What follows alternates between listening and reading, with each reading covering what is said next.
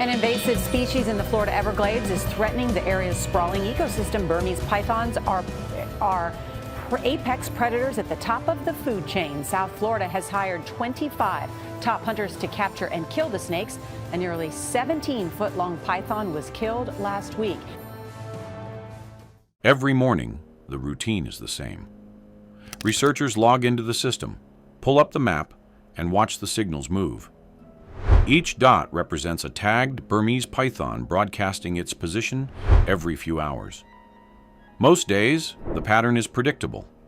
Slow movement, long pauses, nothing dramatic. That morning broke the pattern. Loki's signal hadn't moved overnight. Are you looking for an adventurous summer job? Well, how about hunting invasive Burmese pythons in the Everglades? Biologists at the Conservancy of Southwest Florida believe one of their scout Burmese pythons. Pythons can stay still for long stretches, but the coordinates placed him in the open, on exposed ground. Not in cover. That's not where a python chooses to rest. Before the rest of the team had finished their coffee, one researcher was already heading toward the signal. When she reached the exact coordinates, the GPS read 0 distance. A Florida woman beat out 933 other competitors and was crowned the 2025 Python Challenge champ. He was supposed to be right there. Instead, there was nothing but a loose mound of pine needles, scattered like something had been dragged and covered in a hurry. What was left behind? When she pushed the debris aside, the reality became clear fast. The body was there, but the head was gone. The spine had been severed cleanly just behind the skull, and the rest of the body lay limp with no signs of struggle. Burmese pythons have done unprecedented damage to the ecosystem in South Florida, and experts say these invasive snakes continue to move farther north. That detail matters more than anything else. A constrictor relies entirely on its muscular system.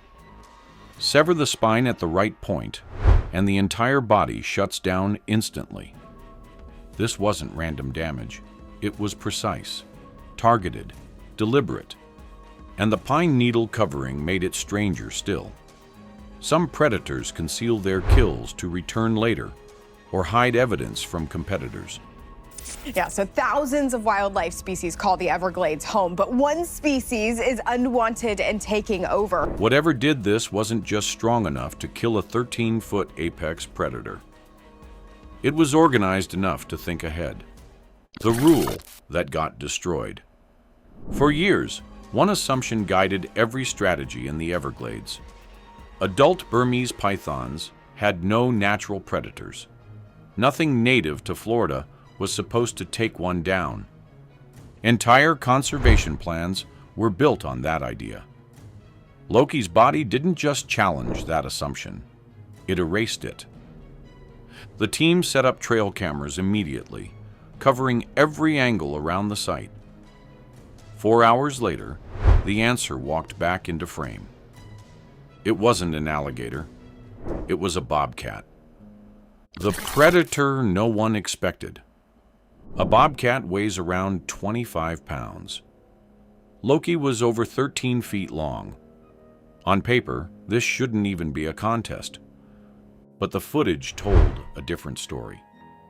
The cat had been watching the python for over an hour before making a move, circling, adjusting, waiting for the exact moment the snake was stretched out and vulnerable. Then it closed the distance silently, went straight for the back of the neck, and drove its full body weight into the cervical spine. Teeth placed exactly where they needed to be. It was over in seconds. This wasn't strength, overpowering strength. This was precision, targeting a structural weakness. This wasn't a one-time event. After Loki, the team went back through unexplained cases. The realization set in quickly. This wasn't isolated. It was learned behavior. At nesting sites, cameras captured bobcats moving through python nests with striking method. Each egg was handled one by one, bitten into, consumed, and the remains deliberately covered. That level of control suggests the cats aren't acting purely out of hunger. They appear to be targeting reproduction itself, eliminating future threats before they hatch. Even more significant is how quickly the behavior is spreading. Younger cats are now showing the same pattern, and individuals in entirely new territories are adopting it. The risk behind every attack. A bobcat attacking a python like this isn't acting on instinct alone. Instinct would normally tell it to avoid something that large. What's happening is calculated risk. The entire strategy depends on timing. If the snake is coiled or alert, the attack fails. And if it fails, the python responds immediately. The cat doesn't survive. There is no margin for error. Every successful kill reflects a predator that read everything correctly: distance, posture, timing, angle. That precision develops through observation, repeated attempts, and survival. The individuals that figured it out lived long enough to pass the pattern on. How the disaster started. Burmese pythons didn't evolve in Florida. They were introduced through the exotic pet trade, then at a much larger scale when a breeding facility was destroyed during Hurricane Andrew, releasing hundreds, possibly thousands, into the wild. Within 2 decades, entire mammal populations collapsed. Raccoons dropped by over 99% in some areas. Rabbits, foxes, and opossums nearly disappeared. The Everglades isn't just a habitat. It's a filtration system that millions of people depend on. For years, there was nothing effectively stopping the collapse. The pythons are getting worse. The situation doesn't stop with invasive snakes. The pythons themselves are changing. They're growing larger than their native counterparts, some approaching 20 feet. More importantly, they're hybridizing with Indian pythons, which carry traits for colder environments. Cold weather has been the natural boundary, keeping them contained to Florida. Hybrid snakes may no longer have that limitation. Expansion north becomes possible.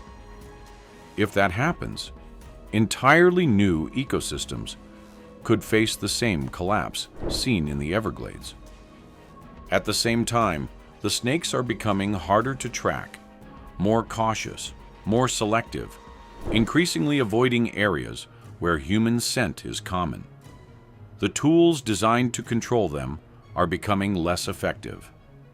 The human effort holding the line. Hunters work at night, tracking movement and removing snakes one by one. Some individuals have removed hundreds, others thousands. Every capture contributes data to research systems, helping map population spread and behavior. But even at that scale, it isn't enough. The reproduction rate exceeds the rate of removal. Human effort can slow the invasion, but cannot stop it entirely. That's why the bobcat behavior matters more than expected. For the first time, the ecosystem itself is contributing to control. It's not a complete solution, but it's a meaningful shift. Nature starts fighting back. The bobcats aren't the only species responding. Alligators have been recorded taking down large pythons using their death roll to break the spine. Birds, herons, and hawks are targeting hatchlings before they have a chance to grow. Multiple species are adjusting, recognizing the snakes not just as prey, but as a threat. What makes this unusual is the speed. This adaptation is happening in real time, not over centuries or generations, but within years.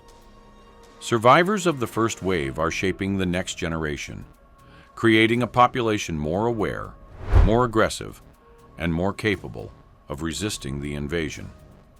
The race that isn't over yet. The biggest risk isn't what has already happened. It's what comes next.